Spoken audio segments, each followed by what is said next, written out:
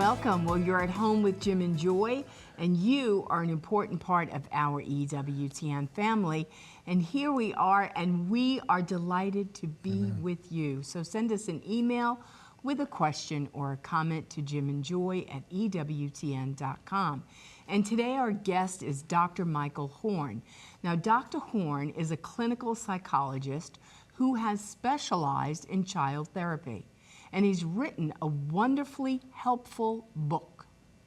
I think it's important if you're a parent or a grandparent on implementing strategies for managing technology use in a family and in your home environment. And this great book is The Tech Talk, Strategies for Family in a Digital World, and it's available at ewtnrc.com. Well, I thoroughly enjoyed our conversation with Dr. Horne yesterday, and enriching, but I think it's a clarion call to the whole world, like to wake up and like, what are we doing? And to say, maybe we need to assess this. Do we even do that? Are we even doing that? Or are we just all going down the stream and it's just going and time is passing and we don't even know our spouse. We don't even know our children. And, you know, we have to pay attention. It's an incredible book, The Tech Talk, Strategies for Families in a Digital World. And so he's able to paint the landscape of media.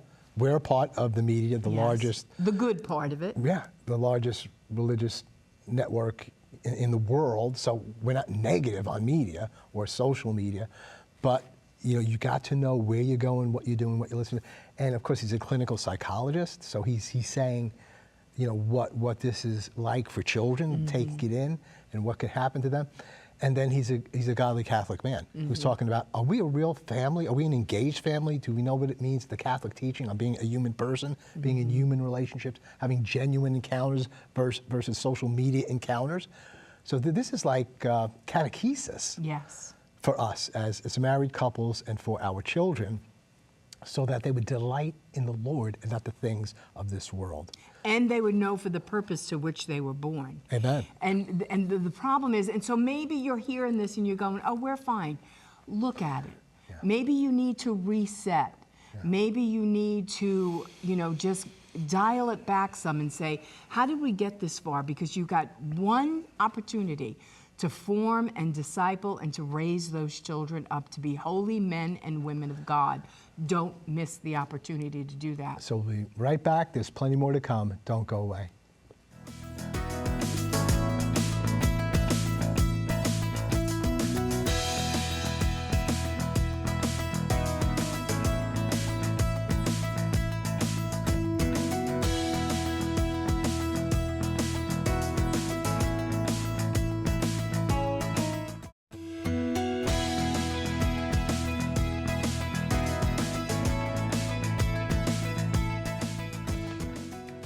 Welcome back. We're at home with Jim and Joy, and today our guest again is Dr. Michael Horne.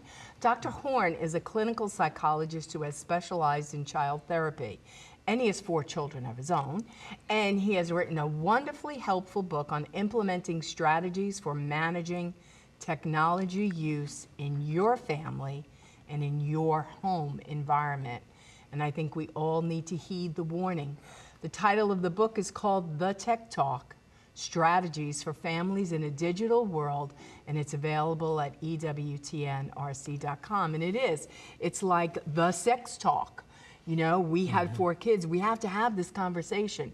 And as comfortable as that always was for me, I mean, and I taught sex and family education in the public schools and everything, but you know, you got your own, there was an innocence, you know, and I was just like, I don't want to go there, you know, but we had to go there. And so it's par up there with the sex talk in the formation of your family as the tech talk. Like, who makes up these rules, when we get phones, how we get phones, how we live, how we be, how we do.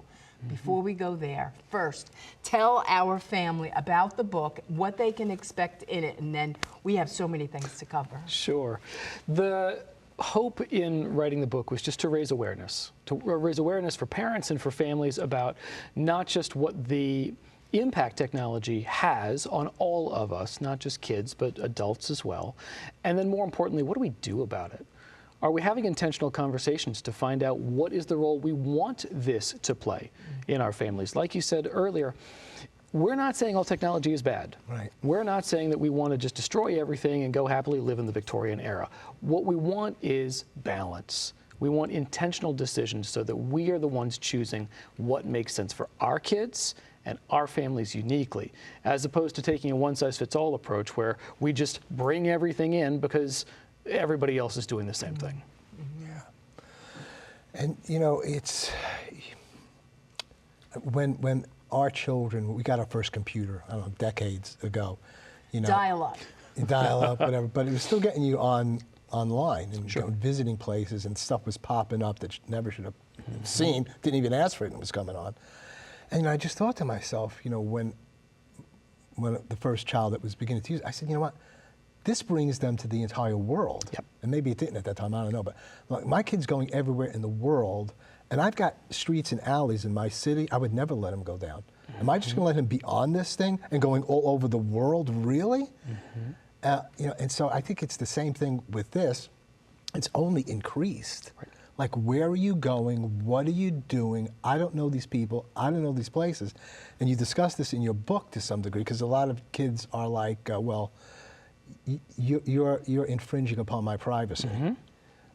You don't trust me. Yep. So why don't you answer those two? Sure. Those are, you've hit upon the Yeah. two things that parents often bring to me, to say, these are the things my kids are going to say. You know, what you're saying sounds good, but what do I do when my kid says, wait a second, how come I have to do this when nobody else has to do this? Or what have I done that makes you think that you can't trust me? Right. At some point, my children will learn how to drive. And this is going to terrify me. Not because my kids won't be excellent drivers, I'm sure they will, but they're not driving on empty roads. So the reason that I'm going to be a mess until they pull the car back into the parking lot, into the driveway rather, is there are other people out there too. It's the same with the internet. So when I hear kids say, don't you trust me? Of course I trust you. Yeah. It's everybody else out there that I don't trust, and I don't know them, and I don't know their intentions. And we would be naive to assume every single person's intentions are good and noble. They simply are not. So with the distraction of technology, what does an engaged family look like in That's a- 2023? Sure. 'Cause What does you- an engaged family look like? That seems to be a big burden of yours in a great way. I mean, you think it's just going to all be about technology in this book and this and that. You're saying, like, what's an engaged family? What does it mean to be family? How does it facilitate it or it doesn't facilitate it? Do you know how to really be together? Right. Because if you don't doing that in the home, they're going to be looking for something, you know, out there, which is just so remote from that. It's incredible. So, yeah, what is an engaged family? No, that's absolutely right. We have to understand what we're trying to get to so we know when we get there. Otherwise, it's like looking at a map and saying, well, I don't want to go to Detroit. Well, there are a lot of places that aren't Detroit. Some of them are good, some of them not. So to me, an engaged family is an antidote actually to this idea of the good Catholic family. I've heard this in my practice all the time. People will come in and say, well, you know, my marriage has fallen apart. I've got a terrible relationship with my kids. But what am I supposed to do? Because in the community, in the parish, we're seen as a good Catholic family. We're there in the front, you know, we're not late for Mass, everybody's presentable, but then we all go home and we scatter. And to me, a family has to be more than a collective of people who share a mailing address and live under the same roof. We have to be engaged. And I think that there are 4 key elements to being an engaged family. I think that we need, as parents, but throughout the whole family, we always have to communicate unconditional love for each other. I think it's really important that we are very clear and consistent in our expectations. I think that we need to be able to take responsibility when we make a mistake. Parents oftentimes will say, well, I can't apologize to my kids because I'm going to lose my parental authority. And that's nonsense. Parenting is about modeling what healthy relationships looks like. And part of a healthy relationship is being able to apologize. One of the things I do is that I work with a lot of couples. And I think that one of the reasons that couples in this country have so many difficulties is we have 2 generations of people who believe you never argue in front of the kids. And that's actually not true. true. Research shows that the happiest and healthiest couples are the ones that, if they disagree, are able to pull themselves back together, apologize, and move forward hand in hand. And if you can model that to your kids, you are setting up something wonderful. You're teaching your kids how to resolve conflict appropriately. You're teaching your kids in being willing to apologize. I love you so much. I'm willing to put the time into this relationship and ask for your forgiveness. I'm willing to lean in and say, I was wrong. You are worth more to me than being right. And the fourth component of engaged families, you have to enjoy spending time together. And I know that sounds obvious, but it's actually more complicated, I think, than we realize sometimes, because often we assume, well, here's what I like and here's what you like. And you guys have 4 kids. It's rare that any of us have the same interests as all of our kids. So as parents, we need to reach out and find out what they are interested in, reach into their worlds. My dad did a wonderful job of this in my own life. So my father is a petroleum engineer, and he played football. He was a football player at LSU. I am a big baseball fan. My father never understood baseball because it was that sport that you carried a bat and didn't use for some reason, and it wasn't contact, and he just thought, what's the point? Yeah. And I loved baseball. And we were living in Houston, and the Houston Astros opened up a big new stadium downtown, and I worked downtown at the time. And I called my dad at one point. I said, hey, Dad, do you want to go to the game with me? And he said, well, maybe. I mean, I'm not really into baseball. I said, Dad, this stadium has a retractable roof. Well, the engineer part of his brain said, a retractable roof? Oh, great. So we go, and the 7th inning comes, and they roll the roof back. And my dad's watching the roof roll back, and he's just amazed by this. The next week, I ask again. I said, hey, do you want to go to the game with me? He said, absolutely. You know, so we go, and the 7th inning comes, the roof rolls back. My dad's telling me all this stuff about the roof, how they tested it, how they stress tested it. 3rd week, hey, Dad, do you want to go to a game with me? Yeah, sure, I'd love to. So we go to the game, and it's raining. 7th inning comes, they don't roll the roof back. And at the end of the game, I said, Dad, I'm really sorry about the roof. He said, don't worry about it. I don't care about the roof. I'm just happy to be here with you. Best. I was so touched by that, and that really has modeled how I want to engage my kids. It's not about what I'm interested in and having them come to me. It's about me knowing what matters to them. And entering their worlds that way. Yeah, and that is so important. We have to model that as parents. And it's like, well, I don't like this, and well, too bad. We have to do this. Sure. And you know, I used to always tell my children that I was sorry because I yelled a lot. And so, but one night in my sorry, diatribe to my son, I'm so sorry I yelled at you. The child came back at me and said, Mama, we'll forgive you. You know we're going to forgive you. But when are you ever going to change? Right? And then the sword pierced my heart. And I walked down the stairs. It was like, Lord, change me. Deliver me from this. This is not right. You know, because I could say I'm sorry. I could try and model forgiveness and unconditional love.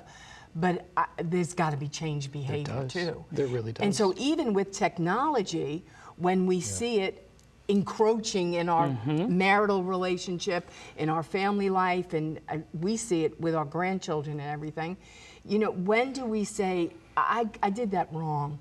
You know, do we have the courage to say, we did that wrong, let's reset? Because it takes courage to reset. It does, and I think we have to have the humility to say, okay, where am I now? And is this actually where I want to be? Because we all have the ability to change. We have the ability to do things differently, but we have to identify what it is that we are doing that needs to change. So basic questions like, okay, how much TV time are we spending? How many screens do we have? Where do we have those screens? What's our pattern of behavior with screens? One of the things I think is incredibly important, all screens should be in public areas. That's a really important thing because there's an accountability piece there, but it also shows that this is something we're trying to centralize in one area. it doesn't have the ability to wander places. It shouldn't be in our bedrooms. It certainly shouldn't be in the bathroom, which, as a side note. I can't believe I was in the ball game on Saturday, and there was a woman in the women's bathroom on the telephone. We've lost our mind. She will go unnamed. I'm just like, what are we doing about the bathroom and the telephone? Well, so two important things to remember about smartphones. One, they are incredibly expensive, sophisticated pieces of technology, and two, they do really poorly when you drop them in water. Right. So why are we bringing these things into the bathroom in the first place? We need to be aware of this. It doesn't have to come with us everywhere. My wife was a great witness of this to me. When I first got my smartphone, which I had to get for work, I fought it for years and years. I'd had it for about a week, and my wife, in a very gentle and loving way, said, "Hey, can I talk to you?" "Sure, what's up?"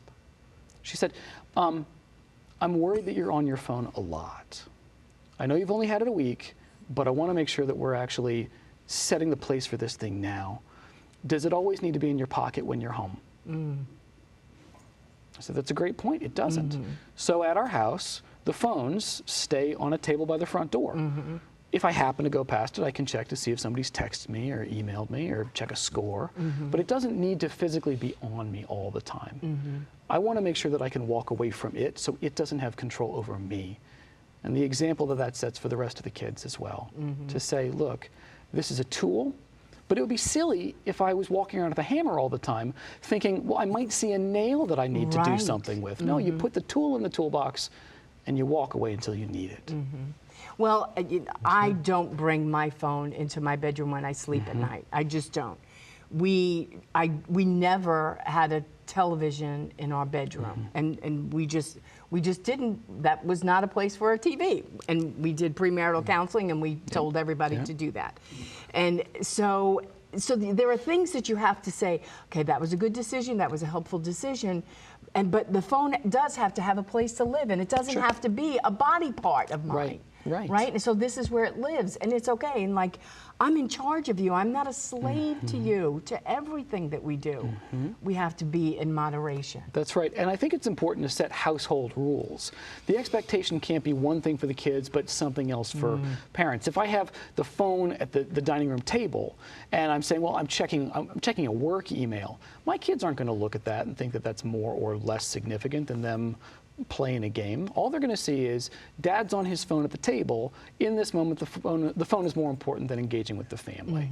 So if there is a set charging station where everybody's devices go, at a set time, at 10 o'clock at night, if all the devices go in a basket somewhere, here's something we can do as well. Phones still have the ability to turn off.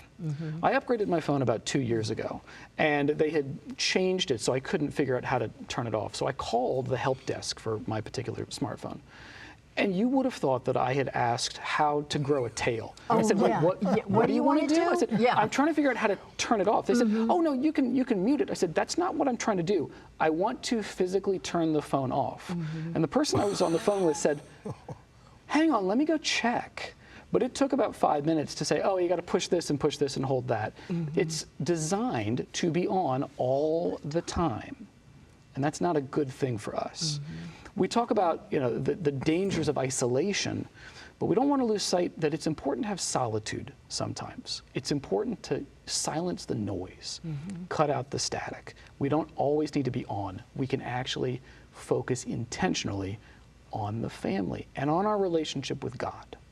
But in that, everything is intentional, in that you only have 24 hours in a day, and you have to create that sacred space. You have to say, this is where this lives. This is. I'm not going to bring my phone into my quiet time. I'm going to sit here with Jesus. I'm going to read my Bible. I'm going to pray with my husband, and I don't need the phone here. But we have to. Everything, it's work, and it's intentional. But if we don't stop and reset now, we won't know who our children are or our grandchildren. Very true, and it is work, but it's worth it. We can't passively back into these things. Case in point, if I didn't make it a priority to tell my wife I love her when I get home tonight, well, I might not say that today. Well, if I don't say it today, maybe I don't say it tomorrow.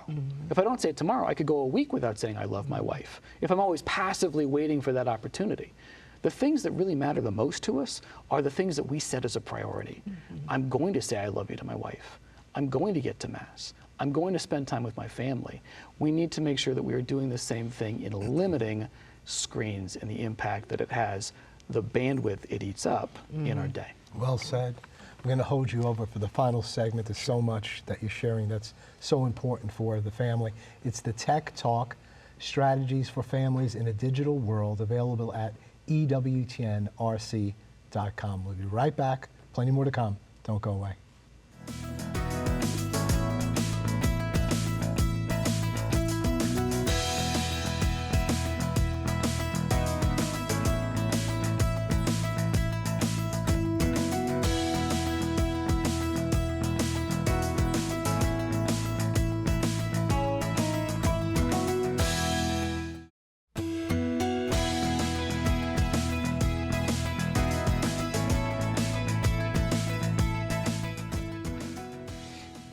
Welcome back. Having such an important conversation, the Tech Talk, Strategies for Families in a Digital World. Dr. Horne, we just have a few minutes left, and we just want to turn you loose in terms of saying some of the most important things you think our family needs to hear. Sure. At its core, I wrote this book with the hopes that families will be able to really stop and think not just about what role technology plays in their lives, but also the family overall, the relationships that we have. We have to have strong relationships with our kids so they can bring concerns to us, and they know that they can do that in a way that it's going to be received with love and with compassion. I think it's incredibly important that we are speaking to our kids, that we are engaging with our kids, because otherwise they will engage with other people. And it's so paradoxical to me. Years ago, when kids would be dropped off at the mall, the last things their parents would say would be, don't talk to strangers. But we're allowing this to take place in our own homes, under our own roofs right now. We don't know who our kids are talking to. We need to learn. We need to know who they're talking to, know what they're doing, and within that, strengthen those family relationships so we have the opportunity to grow and flourish together. There was a young man that I worked with years ago. He said something I'll never forget. He said he really wanted his family to spend more time together. And he was 10, and I said, well, what would you guys like to do, like play a video game? And he stopped and he said, no, I want us to play Monopoly together. I said, Monopoly? I'm thinking he's a 10-year-old CPA in training. I said, okay, help me understand that. Why Monopoly? He said, well, when we're playing Monopoly, we can all see each other. When we're playing video games, we're all staring at the screen. That was such an insightful piece of wisdom from such a young man, the recognition that it's not the activity, it's the connection, it's the engagement, it's the opportunity to turn toward each other rather than all being distracted, looking at the same thing. Yeah, that is so important. Said. You know, at Thanksgiving, as we're coming in this calendar, autumnal year, time of year, we have a game, it's called the pumpkin game. And what we do is we just put it in questions and we pass the pumpkin around. And over the years, I mean, our grandchildren so look forward to that because we're learning, we're hearing stories about Bobo, like, you know, what was the worst thing you did in high school? Well, with discretion, you know, he'll say. They actually tell us your worst sins. Yeah. You can't throw that out. So then you can't do you know, that. but it's that whole point, you know, to hear that heart cry of that 10-year-old boy. I just want to see their faces. I want to be with them. I want to hear their heart.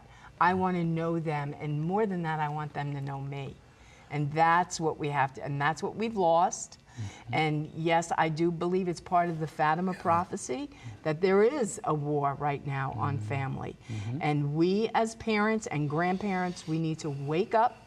We need to heed this warning, especially from you, Dr. Horne, and know this tech talk, and that we would do this better and reset ourselves. Unfortunately, our time has run out. Thank you for your love for the family, because I think that's the essence of this book, and for demonstrating that.